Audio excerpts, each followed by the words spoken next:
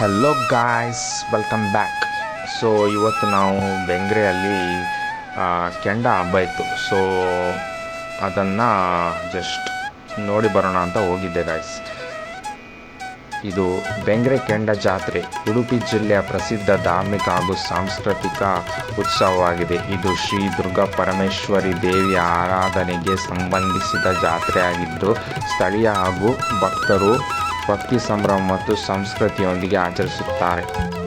ಈ ಜಾತ್ರೆಯಲ್ಲಿ ಭಕ್ತರು ತಮ್ಮ ನಂಬಿಕೆ, ಧೈರ್ಯ ಮತ್ತು ಭಕ್ತಿ ಭಾವನೆಯನ್ನು ತೋರಿಸಲು ಬೆಂಕಿ ಮೇಲೆ ನಡೆಯುವ ವಿಶೇಷ ಆಚರಣೆಯಲ್ಲಿ ಭಾಗವಹಿಸುತ್ತಾರೆ. ಬೆಂಕಿ ಮೇಲೆ ನಡೆಯುವುದು ಜಾತ್ರೆಯ ಪ್ರಮುಖ ಆಕರ್ಷಣೆ. ಭಕ್ತರು ದೇವರ ಅನುಗ್ರಹಕ್ಕಾಗಿ ಉರಿಯುವ ಕೆಂಡದ ಮೇಲೆ ಹೆಜ್ಜೆ ಹಾಕುತ್ತಾರೆ. ಇದು ಭಕ್ತಿಯ ಸಂಕೇತ. ಇದು ದೇವರ ಶಕ್ತಿ ಮೇಲೆ ನಂಬಿಕೆ, ತ್ಯಾಗ ಮತ್ತು ಧೈರ್ಯದ ಪ್ರತೀಕವಾಗಿ ಪರಿಗಣಿಸಲಾಗುತ್ತದೆ.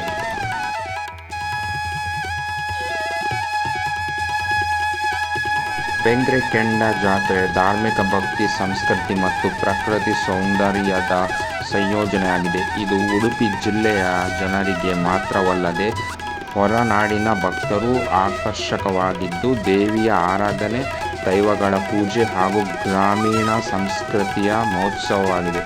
ಸೊ ಮಕ್ಕಳಿಗಂತೂ ನೋಡಿ ಫುಲ್ ಎಂಜಾಯ್ ಮಾಡ್ತಿದ್ದಾರೆ ಇವರು. ಸ್ವೀಟ್ ಶಾಪ್ ಮತ್ತು ಒಂದು ಸ್ಟೇಜ್ ಪ್ರೋಗ್ರಾಮ್ ಇತ್ತು, ಅದರಲ್ಲಿ ನಾಟಕ ಟೈಪು ಮಾಡ್ತಿದ್ರು. ಜನರು ಎಲ್ಲರೂ ಕೂತ್ಕೊಂಡು.